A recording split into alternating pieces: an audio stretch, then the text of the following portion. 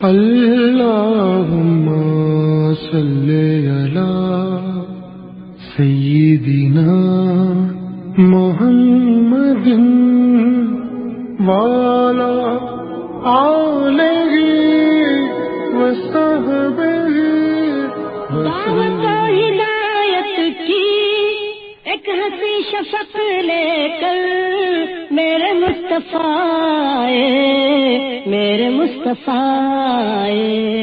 کفر کے اندھیروں میں نور کا طبق لے کر میرے مصطفیٰ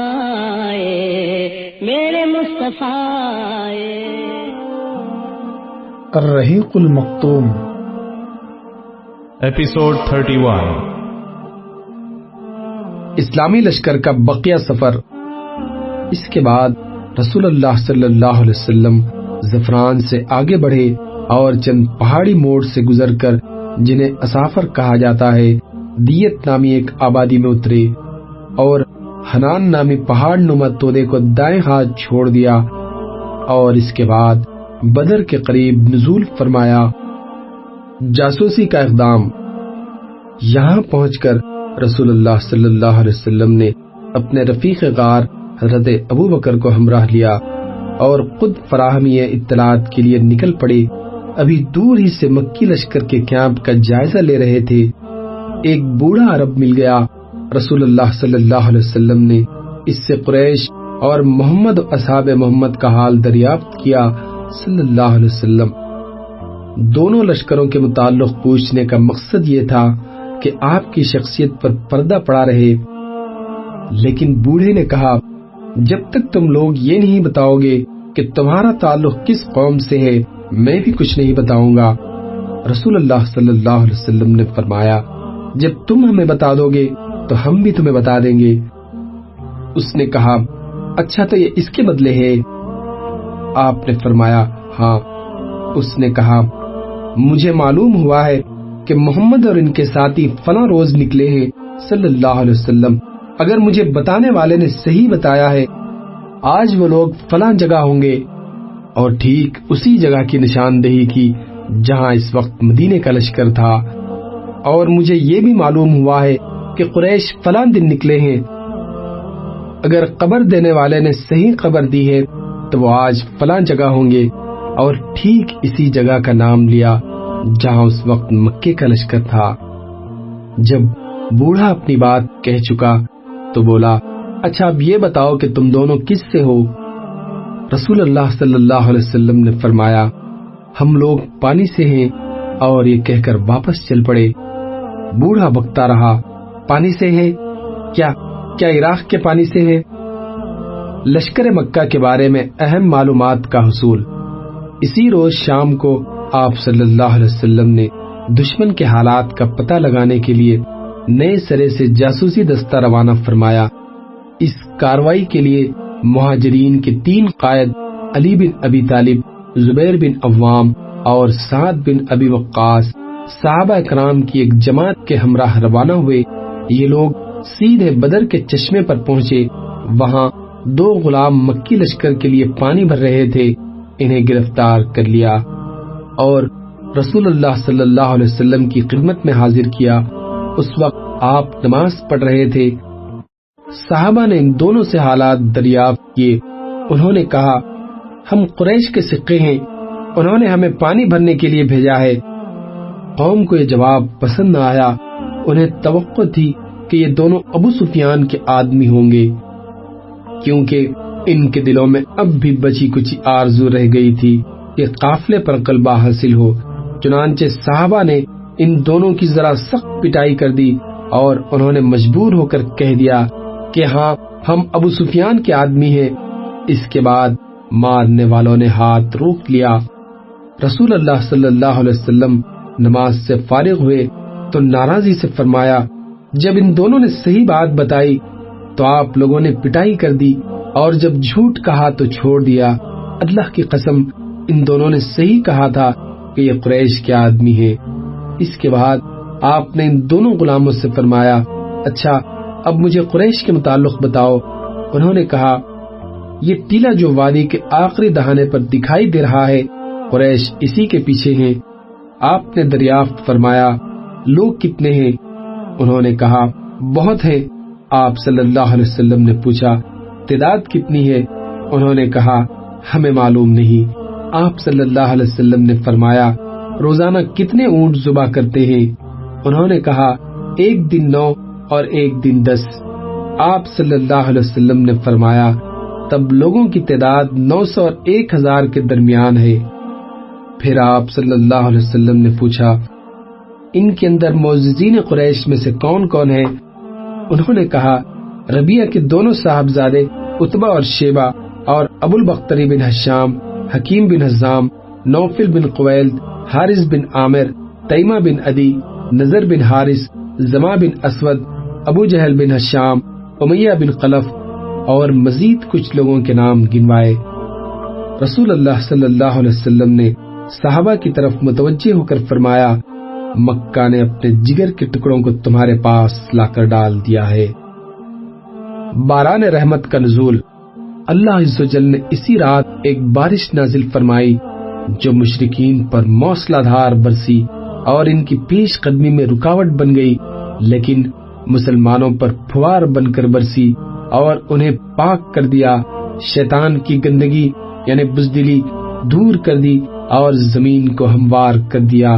اس کی وجہ سے ریت میں سختی آ گئی اور قدم ٹکنے کے لائق ہو گئے، قیام خوشگوار ہو گیا اور دل مضبوط ہو گئے۔ اہم فوجی مراکز کی طرف اسلامی لشکر کی سبقت۔ اس کے بعد رسول اللہ صلی اللہ علیہ وسلم نے اپنے لشکر کو حرکت دی تاکہ مشرکین سے پہلے بدر کے چشمے پر پہنچ جائیں اور اس پر مشرکین کو مسلط نہ ہونے دیں۔ چنانچہ عشاء کے وقت آپ نے بدر کے قریب ترین چشمے پر نزول فرمایا۔ اس موقع پر حضرت حباب بن منذر نے ایک ماہر فوجی کی حیثیت سے دریافت کیا کہ یا رسول اللہ، کیا اس مقام پر آپ اللہ کے حکم سے نازل ہوئے ہیں کہ ہمارے لیے اس سے آگے پیچھے ہٹنے کی گنجائش نہیں، یا آپ نے اسے محض ایک جنگی حکمت عملی کے طور پر اختیار فرمایا ہے؟ آپ صلی اللہ علیہ وسلم نے فرمایا یہ محض جنگی حکمت عملی کے طور پر ہے۔ انہوں نے کہا یہ مناسب جگہ نہیں ہے، آپ آگے تشریف لے چلیں اور قریش کے سب سے قریب جو چشمہ ہو اس پر پڑاؤ ڈالیں، پھر ہم بقیہ چشمے پاٹ دیں گے اور اپنے چشمے پر حوض بنا کر پانی بھر لیں گے۔ اس کے بعد ہم قریش سے جنگ کریں گے تو ہم پانی پیتے رہیں گے اور انہیں پانی نہ ملے گا۔ رسول اللہ صلی اللہ علیہ وسلم نے فرمایا تم نے بہت ٹھیک مشورہ دیا۔ اس کے بعد آپ صلی اللہ علیہ وسلم لشکر سمیت اٹھے اور کوئی آدھی رات کے دشمن کے سب سے قریب ترین چشمے پر پہنچ کر پڑاؤ ڈال دیا۔ پھر صحابہ کرام نے حوض بنایا اور باقی تمام چشموں کو بند کر دیا۔ مرکز قیادت۔ صحابہ کرام چشمے پر پڑاؤ ڈال چکے تو حضرت سعد بن معاذ نے یہ تجویز پیش کی کہ کیوں نہ مسلمان آپ کے لیے ایک مرکز قیادت تعمیر کر دیں تاکہ خدا نہ خواستہ فتح کے بجائے شکست سے دوچار ہونا پڑ جائے یا کسی اور ہنگامی حالت سے سابقہ پیش آ جائے تو اس کے لیے آپ پہلے ہی سے مستعد رہیں۔ چنانچہ انہوں نے عرض کیا اے اللہ کے نبی، کیوں نہ ہم آپ کے لیے ایک چھپر تعمیر کر دیں جس میں آپ تشریف رکھیں گے اور ہم آپ کے پاس آپ کی سواریاں بھی مہیا رکھیں گے۔ اس کے بعد دشمن سے ٹکر لیں گے۔ اگر اللہ نے ہمیں عزت بخشی اور دشمن پر غلبہ فرمایا تو یہ وہ چیز ہوگی جو ہمیں پسند ہے، اور اگر دوسری صورت پیش آ گئی تو آپ سوار ہو کر ہماری قوم کے ان لوگوں کے پاس جا رہیں گے جو پیچھے رہ گئے ہیں۔ در حقیقت آپ کے پیچھے اے اللہ کے نبی ایسے لوگ رہ گئے ہیں کہ ہم آپ کی محبت میں ان سے بڑھ کر نہیں۔ اگر انہیں یہ اندازہ ہوتا کہ آپ جنگ سے دوچار ہوں گے تو وہ ہرگز پیچھے نہ رہتے۔ اللہ ان کے ذریعے آپ کی حفاظت فرمائے گا، وہ آپ کے خیر خواہ ہوں گے اور آپ کے ہمراہ جہاد کریں گے۔ اس پر رسول اللہ صلی اللہ علیہ وسلم نے ان کی تعریف فرمائی اور ان کے لیے دعائے خیر کی، اور مسلمانوں نے میدان جنگ کے شمال مشرق میں ایک اونچے ٹیلے پر چھپر بنایا جہاں سے پورا میدان جنگ دکھائی پڑتا تھا، آپ صلی اللہ علیہ وسلم کے اس مرکز قیادت کی نگرانی کے لیے حضرت سعد بن معاذ کی کمان میں انصار نوجوانوں کا ایک دستہ منتخب کر دیا گیا۔ لشکر کی ترتیب اور شب گزاری۔ اس کے بعد رسول اللہ صلی اللہ علیہ وسلم نے لشکر کی ترتیب فرمائی اور میدان جنگ میں تشریف لے گئے۔ وہاں آپ صلی اللہ علیہ وسلم اپنے ہاتھ سے اشارہ فرماتے جا رہے تھے کہ یہ کل فلاں کی قتل گاہ ہے انشاءاللہ۔ اس کے بعد رسول اللہ صلی اللہ علیہ وسلم نے وہیں ایک درخت کی جڑ کے پاس رات گزاری اور مسلمانوں نے بھی پرسکون نفس اور تابناک افق کے ساتھ رات گزاری۔ ان کے دل اعتماد سے پر تھے اور انہوں نے راحت و سکون سے اپنا حصہ حاصل کیا۔ انہیں یہ توقع تھی کہ صبح اپنی آنکھوں سے اپنے رب کی بشارتیں دیکھیں گے۔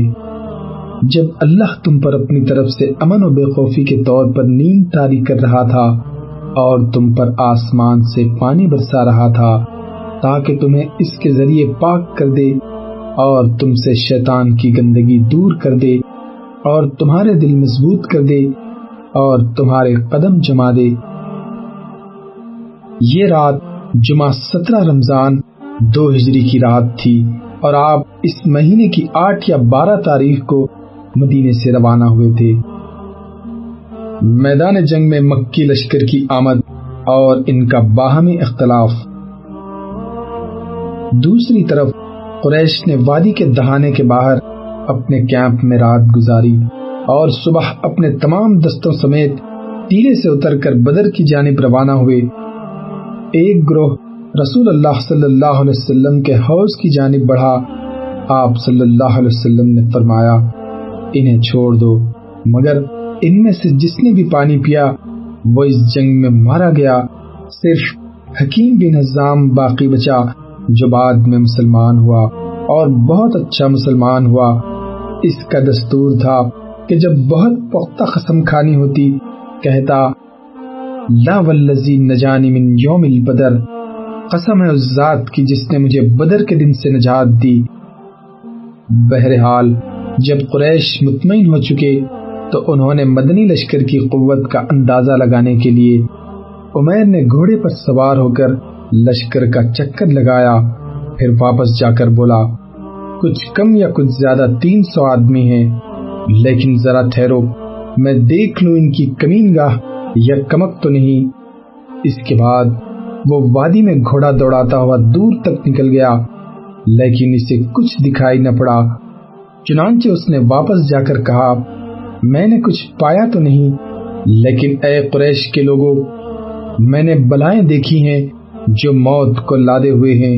یثرب کے اونٹ اپنے اوپر خالص موت سوار کیے ہوئے ہیں۔ یہ ایسے لوگ ہیں جن کی ساری حفاظت اور ملجا و ماوا خود ان کی تلواریں ہیں، کوئی اور چیز نہیں۔ اللہ کی قسم میں سمجھتا ہوں کہ ان کا کوئی آدمی تمہارے آدمی کو قتل کیے بغیر قتل نہ ہوگا، اور اگر تمہارے خاص افراد کو انہوں نے مار لیا تو اس کے بعد جینے کا مزہ ہی کیا ہے۔ اس لیے ذرا اچھی طرح سوچ سمجھ لو۔ اس موقع پر ابو جہل کے خلاف جو مارکہ آرائی پر تلا ہوا تھا، ایک اور جھگڑا اٹھ کھڑا ہوا جس میں مطالبہ کیا گیا جنگ کے بغیر مکہ واپس جائیں۔ چنانچہ حکیم بن حزام نے لوگوں کے درمیان دوڑ دھوپ شروع کر دی۔ وہ عتبہ بن ربیعہ کے پاس آیا اور بولا ابو الولید، آپ قریش کے بڑے آدمی اور واجب الاطاعت سردار ہیں، پھر آپ کیوں نہ ایک اچھا کام کر جائیں جس کے سبب آپ کا ذکر ہمیشہ بھلائی سے ہوتا رہے۔ عتبہ نے کہا حکیم وہ کون سا کام ہے؟ اس نے کہا آپ لوگوں کو واپس لے جائیں اور اپنے حلیف عمر بن حضرمی کا معاملہ جو سری نقلہ میں مارا گیا تھا اپنے ذمے لے لیں۔ عتبہ نے کہا مجھے منظور ہے، تم میری طرف سے اس کی ضمانت لو، وہ میرا حلیف ہے، اس کی دیت کا بھی ذمہ دار ہوں اور اس کا جو مال ضائع ہوا اس کا بھی۔ اس کے بعد عتبہ نے حکیم بن حزام سے کہا تم حنظلیہ کی پوت کے پاس جاؤ کیونکہ لوگوں کے معاملات کو بگاڑنے اور بھڑکانے کے سلسلے میں مجھے اس کے علاوہ کسی اور سے کوئی اندیشہ نہیں۔ حنظلیہ کی پوت سے مراد ابو جہل ہے، حنظلیہ اس کی ماں تھی۔ اس کے بعد عتبہ بن ربیعہ نے کھڑے ہو کر تقریر کی اور کہا، قریش کے لوگوں، تم لوگ محمد اور ان کے ساتھیوں سے لڑ کر کوئی کارنامہ انجام نہ دو گے صلی اللہ علیہ وسلم۔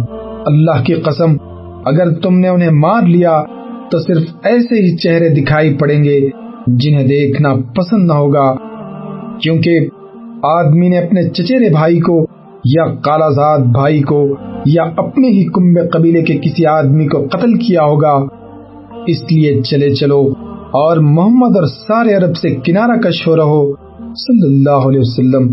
اگر عرب نے انہیں مار لیا تو یہ وہی چیز ہوگی جسے تم چاہتے ہو، اور اگر دوسری صورت پیش آئی تو محمد تمہیں اس حالت میں پائیں گے کہ تم نے جو سلوک ان سے کرنا چاہا تھا اسے کیا نہ تھا صلی اللہ علیہ وسلم۔ ادھر حکیم بن حزام ابو جہل کے پاس پہنچا تو ابو جہل اپنی زرہ درست کر رہا تھا۔ حکیم نے کہا، اے ابو الحکم، عتبہ نے تمہارے پاس یہ اور یہ پیغام دے کر بھیجا ہے۔ ابو جہل نے کہا، اللہ کی قسم، محمد اور اس کے ساتھیوں کو دیکھ کر عتبہ کا سینہ سوج آیا ہے۔ نہیں، ہرگز نہیں، واللہ ہم واپس نہ ہوں گے یہاں تک کہ اللہ ہمارے اور محمد کے درمیان فیصلہ فرما دے۔ عتبہ نے جو کچھ کہا ہے محض اس لیے کہا ہے کہ وہ محمد اور اس کے ساتھیوں کو اونٹ خور سمجھتا ہے، اور خود عتبہ کا بیٹا بھی انہی کے درمیان ہے، اس لیے وہ تمہیں ان سے ڈراتا ہے صلی اللہ علیہ وسلم۔ عتبہ کے صاحبزادے ابو حذیفہ قدیم الاسلام تھے اور ہجرت کر کے مدینہ تشریف لا چکے تھے۔ عتبہ کو پتا چلا کہ ابو جہل کہتا ہے، اللہ کی قسم عتبہ کا سینہ سوج آیا ہے، تو بولا، اس سرین پر خوشبو لگا کر بزدلی کا مظاہرہ کرنے والے کو بہت جلد معلوم ہو جائے گا کہ کس کا سینہ سوج آیا ہے، میرا یا اس کا۔ ادھر ابو جہل نے اس خوف سے کہ کہیں یہ معرضہ طاقتور نہ ہو جائے، اس گفتگو کے بعد جھٹ عامر بن حضرمی کو، جو سریع عبداللہ بن جہش کے مقتول عمر بن حضرمی کا بھائی تھا، بلا بھیجا اور کہا کہ یہ تمہارا حلیف عتبہ چاہتا ہے کہ لوگوں کو واپس لے جائے، حالانکہ تم اپنا انتقام اپنی آنکھ سے دیکھ چکے ہو، لہٰذا اٹھو اور اپنی مظلومیت اور اپنے بھائی کے قتل کی دہائی دو۔ اس پر عامر اٹھا اور سرین سے کپڑا اٹھا کر چیخا، ہائے عمر، ہائے عمر۔ اس پر قوم گرم ہو گئی، ان کا معاملہ سنگین اور ان کا ارادہ جنگ پختہ ہو گیا، اور عتبہ نے جس سوچ بوجھ کی دعوت دی تھی وہ رائے گاں گئی۔ اس طرح ہوش پر جوش غالب آ گیا اور یہ معرضہ بھی بے نتیجہ رہا۔